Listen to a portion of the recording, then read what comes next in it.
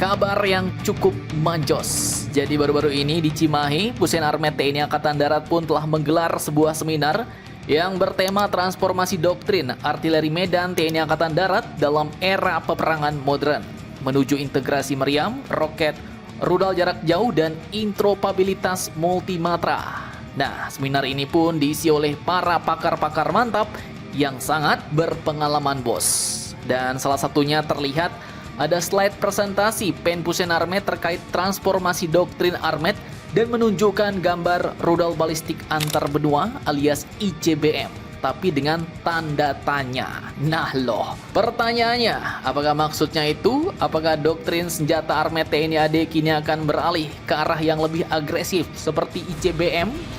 Apakah Indonesia bisa mendapat ICBM, dan saat ini negara-negara mana yang sudah punya ICBM? Penasaran beritanya? Cus, mari cek. Mari kita ceki-ceki berita lengkapnya satu per satu, bosku.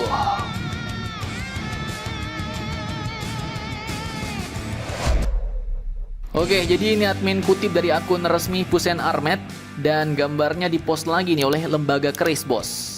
Jadi terlihat sebuah materi slide presentasi yang dipakai untuk menjelaskan arah transformasi doktrin Armet menuju konsep baru, yaitu Integrated Fires and Strike System. Nah, materi ini pun menunjukkan bagaimana artileri Indonesia tidak lagi hanya menjadi meriam pendukung pasukan darat, bos, tapi berkembang menjadi sistem tembakan modern yang mampu memberikan efek strategis, presisi tinggi, dan terintegrasi lintas domain multimatra, mulai dengan UAV, radar, satelit, hingga jaringan komando tembak digital. Lanjut pada bagian atas slide, terlihat perbandingan antara paradigma lama yang mengutamakan volume tembakan dan dukungan taktis dengan paradigma baru yang berorientasi pada tembakan presisi, integrasi sensor, dan kemampuan serangan jarak jauh. Intinya di sini admin tangkap bahwa Armet sedang bergerak dari pola menghantam area ke pola menghancurkan target strategis secara akurat dan terkoordinasi, bos. Jadi kalau pakai pola lama itu menghantam suatu area kan hasilnya tidak presisi. Bahkan sasaran yang ditarget pun bisa-bisa nggak kena, bos. Malahan berpotensi menghantam sasaran lain, bahkan bisa saja itu sipil. Nah, itu yang mau diubah. Sehingga kini seluruh konsep ini pun kemudian diterjemahkan menjadi 3 lapisan kemampuan. Lapisan pertama yaitu layered fires atau taktis berjangkauan 0,5 sampai 40 km. Kemudian yang kedua adalah precision fires, operasional atau near deep precision dengan jangkauan 10 sampai 300 km. Dan lapisan ketiga ini adalah deep strike, operasional strategis atau jarak jauh dengan jangkauan ratusan kilometer hingga ribuan kilometer, bos. Dan doktrin ini sepertinya adalah blueprint masa depan pasukan artileri Medan TNI Angkatan Darat, yaitu membangun jalur evolusi dari howitzer menuju MLRS presisi hingga rudal strategis. Nah, kemudian di situ terlihat ada beberapa gambar, bos. Salah satunya yang paling gacor adalah rudal balistik antar benua, ICBM, dengan tanda tanya. Nah, apakah maksudnya gambar-gambar itu termasuk gambar ICBM? Oke, jadi ini Mimin jelasin berdasarkan isi kepala Mimin aja ya, bos. Karena Mimin juga cuma lihat gambar dan nggak dengar presentasi aslinya, bos. Jadi kalau kita lihat itu ada beberapa gambar, mungkin sebagai contoh platform nyata dari tiap lapisan tembakan tadi. Yang pertama itu ada meriam Kaisar menggambarkan kemampuan taktis modern. Howitzer self-propelled yang lincah, cepat ditembakkan, dan akurat, bos. Kemudian ada Astros MK2.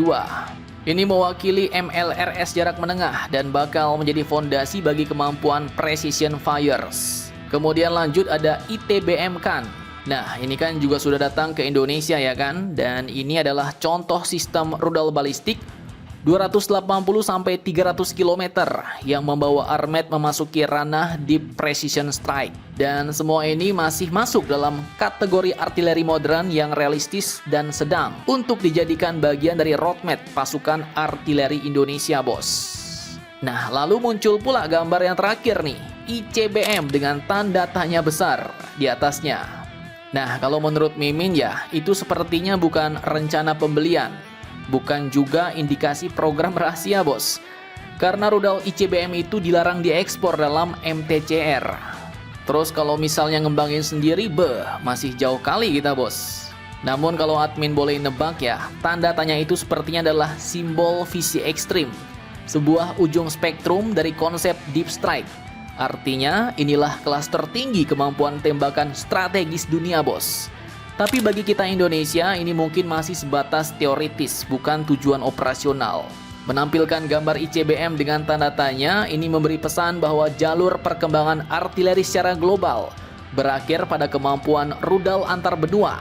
Namun ya, untuk kita jelas ICBM ini tidak relevan secara geopolitik bagi Indonesia bos. Tidak mungkin juga dibeli dari negara luar karena dibatasi rezim MTCR.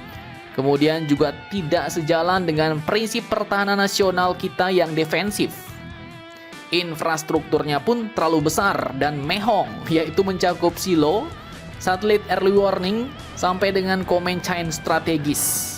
Dan poin utamanya adalah Indonesia bukan negara nuklir dan bukan negara agresor.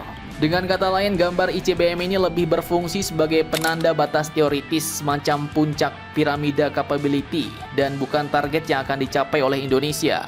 Itu gambar ditaruh ya mungkin untuk memperjelas konteks bahwa doktrin Armet ini berkembang sampai ke deep strike yang realistis, namun tidak melampaui batas strategis yang tidak selaras dengan visi misi Indonesia bos.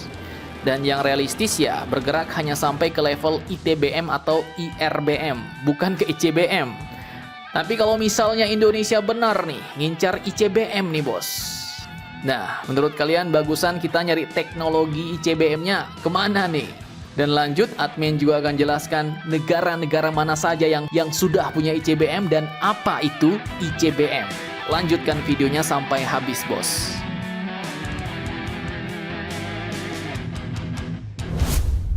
Oke, ICBM Intercontinental Ballistic Missile adalah kelas tertinggi dari keluarga rudal balistik, sebuah senjata strategis yang dirancang untuk menyerang target yang sangat-sangat jauh bos, melintasi benua dengan kecepatan hypersonic ekstrim.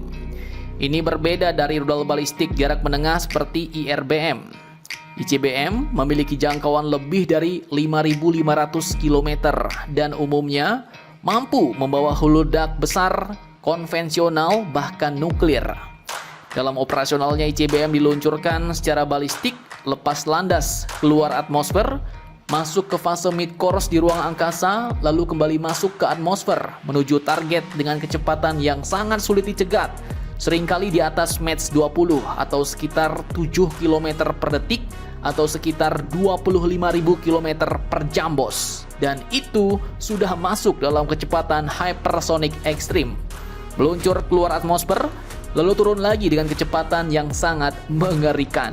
Nah, kalau secara strategis ICBM ini dipakai sebagai ultimate deterrence bos.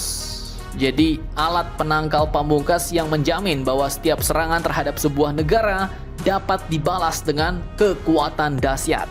Hingga saat ini hanya sedikit negara yang mengoperasikan ICBM secara resmi, mulai dari Amerika dengan ICBM Minuteman III dan program penggantinya yaitu Sentinel.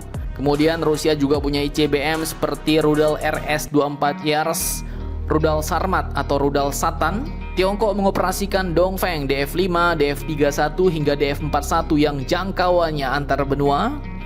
Prancis secara historis pernah memiliki ICBM Silo, namun kini mereka fokus pada SLBM bos, tapi tetap dikategorikan punya kapabilitas antar benua. Kemudian Inggris sama seperti Prancis, kapabilitas antar benua mereka saat ini melalui SLBM Trident 2 pada kapal selam dan bukan ICBM darat. Kemudian negara perindapan India, mereka punya Agni 5. Ini berada di batas ICBM yaitu 5.400 sampai 5.500 km. Namun mereka juga punya program Agni 6 yang diperkirakan akan sepenuhnya masuk kelas ICBM. Dan juga yang paling gacor ada Korea Utara bos. Ia telah melakukan uji coba rudal Hwasong-14, Hwasong-15 dan Hwasong-17 yang secara teknis mencapai jarak ICBM. Nah, ngeri sedap. Namun secara logika Mimin ya tidak mungkin bos. Nggak bakal mereka semua mau berbagi teknologi ICBM-nya dengan Indonesia. Karena Indonesia kiri mau, kanan mau. Kalau bocor teknologinya, amsyong juga bos. Nah, jadi bagaimana menurut kalian tentang hal ini? Jangan lupa komentar, tetaplah kalian barbar dan jangan santuy terus demi Indonesia tangguh. Salam Indomax, Indo Magazines.